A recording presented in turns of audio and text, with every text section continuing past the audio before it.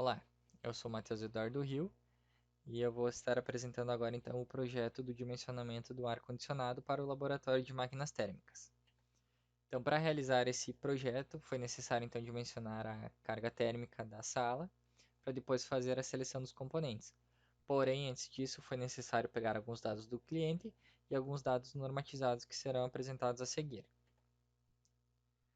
Então, antes de tudo, foi realizado um croquis da sala para enxergar melhor as dimensões e os materiais envolvidos, e com isso encontrar a condutividade térmica e a transmitância térmica deles, retirados então da norma 15.220. A orientação da sala, que será importante para o cálculo, que foi importante para o cálculo da troca térmica por insolação. Então, através disso foi pegado algum diferencial de temperatura para as paredes A e parede D, que tem contato com o sol, e com o teto, que também tem contato direto com o sol, e um fator de insolação para a parte transparente da sala, que seria a janela localizada na parede D. Além disso, sabe-se que essa sala deve comportar então 25 alunos e mais o professor. Então foi retirado também o calor latente específico de uma norma para cada pessoa. Sabe-se que ela tem 12 lâmpadas, cada uma com 20 watts, totalizando então 240 watts. Um computador que foi retirado um valor normalizado já com margem de segurança, então dentro da norma esse é o maior valor adotado. E um projetor que foi retirado então a carga térmica dele através do próprio fabricante. Então foi adotado nesse projeto um Dell PowerLight Classroom, que é um específico para aulas expositivas.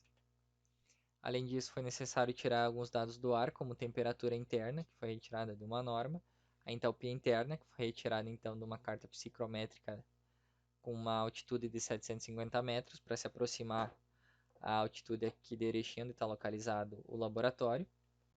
A temperatura externa e a entalpia externa, também retirados da mesma fonte da interna. E o volume específico do ar, que foi retirado então de uma outra norma, dessa 16401. Além disso, foi necessário então realizar um cálculo para ver qual a vazão necessária de renovação do ar e qual a vazão que ia acontecer naturalmente por conta das infiltrações, para depois calcular essa quantidade de carga térmica também. Então, as duas foram baseadas na norma NBR 6401, e através dos cálculos chegou em conclusão de que a pura infiltração pelas janelas e pela porta era superior à necessária. Então foi adotado esse valor para a carga térmica, e isso também sinaliza que não há necessidade da instalação de um ventilador externo ao ar-condicionado que estamos projetando para fazer essa renovação. Então a renovação normalizada ela se faz automaticamente por conta das frestas. Para o cálculo foi utilizado então basicamente essas três equações.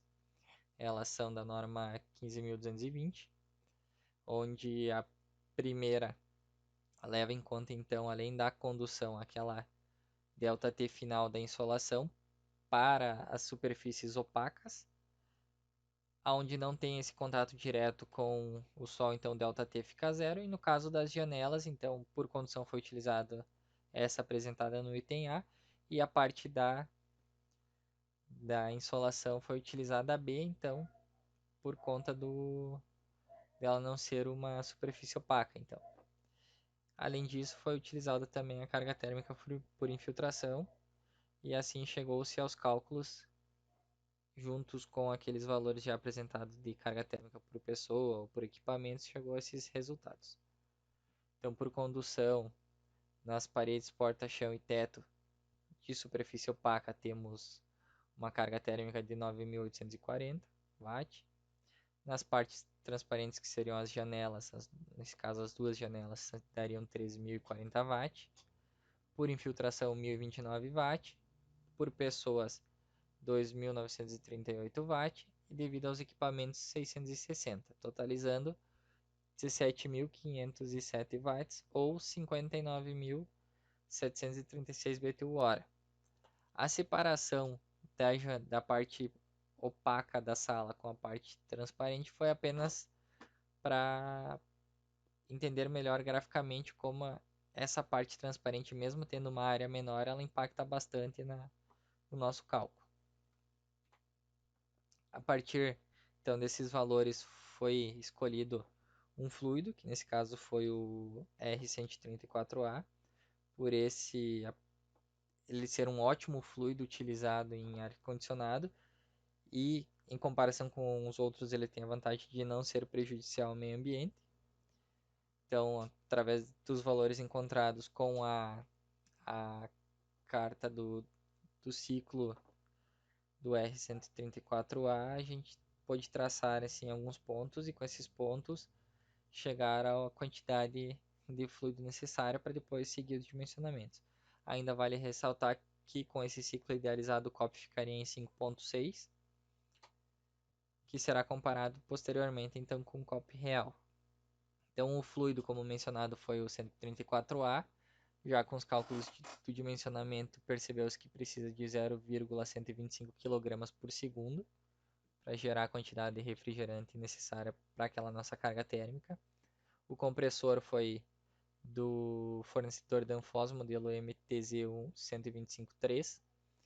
O condensador também da Danfoss, modelo OP HGZ 125D40Q.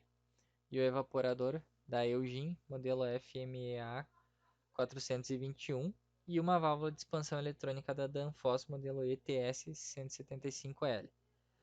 Desses vale salientar então que tanto a válvula, o evaporador e o condensador eles serviram quase que exatamente aos nossos cálculos, então não dão impacto significativo no nosso COP, porém o compressor ele teve que ser um compressor superdimensionado por conta principalmente da vazão máxima de fluido. Então isso chegou-se a um COP causou um impacto no nosso COP, reduzindo ele de 5.6, como apresentado antes, para 2.17.